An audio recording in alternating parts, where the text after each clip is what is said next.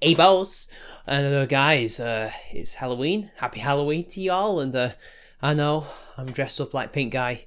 Not the most offensive costume in the world. It's what he does that's offensive within the costume, I guess. So I guess I represent some offensive things. Hey, cut me some slack, it was £20. Anyway, United's on. I don't have long, and to be honest, I don't have much ideas today. So I'm gonna just ramble for just a couple of minutes, just a little bitty bit of minutes, about Halloween and why people like SJWs always get so wound up about it. So as you know, they really don't like scantily clad women, at least the sex negative ones. But then again, the ones who claim to be sex positive are always complaining about this. So again, either they're objectified or they're not objectified. Make your minds up. And they don't like the fact that these costumes are being sold to women, and don't like that women are wearing them, and they don't like the fact that society accepts this because they think for some reason this demeans women. They think when women wear this just allows men to oogle at them and just objectify them and cast the male gaze upon them, and this somehow oppresses them.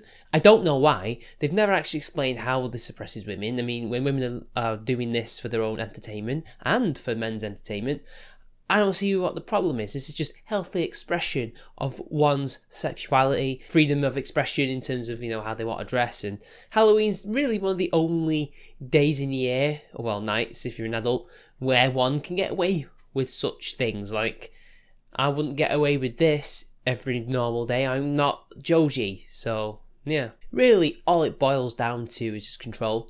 They want to control what women do because they know that in order to enlighten us and in order to free women, they have to first control women.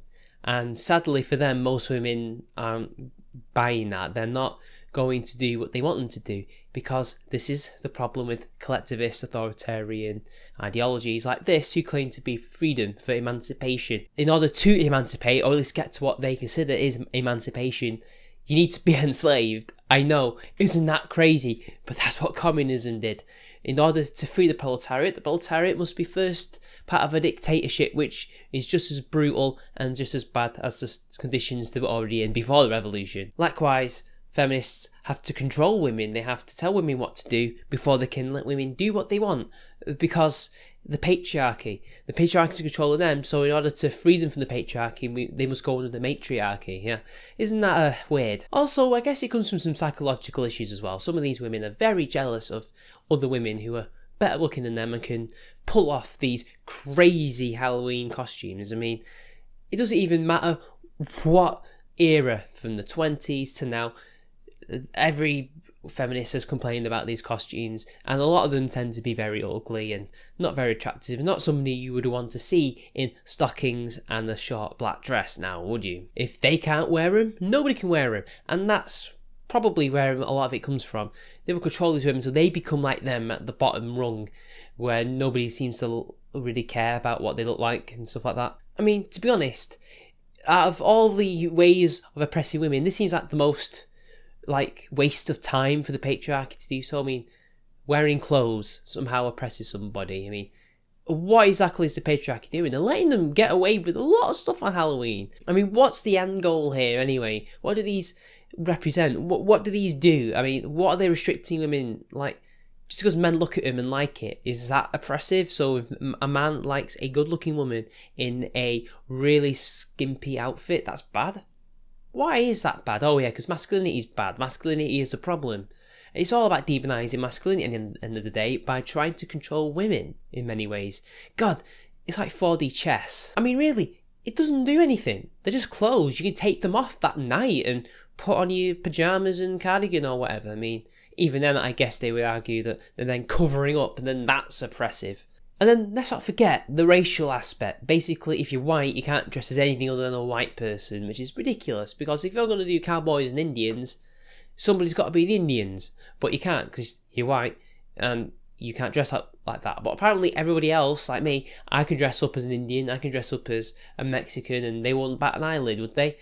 Unless they decided I was too white passing, therefore I would not be allowed to do so. I mean, it's weird because we get Japanese people dressing up as cowboys and Indians, and we get black people dressing up as cowboys and Indians, we get even Indians dressing up as cowboys and Indians, and Mexicans dressing as Mexicans, and English people and anything else. It's just fancy dress, yet that's an issue. Well, partly because it's cultural appropriation, the idea that adopting somebody else's culture or adopting clothes and food from another culture, expressing it, joining in with them is apparently bad.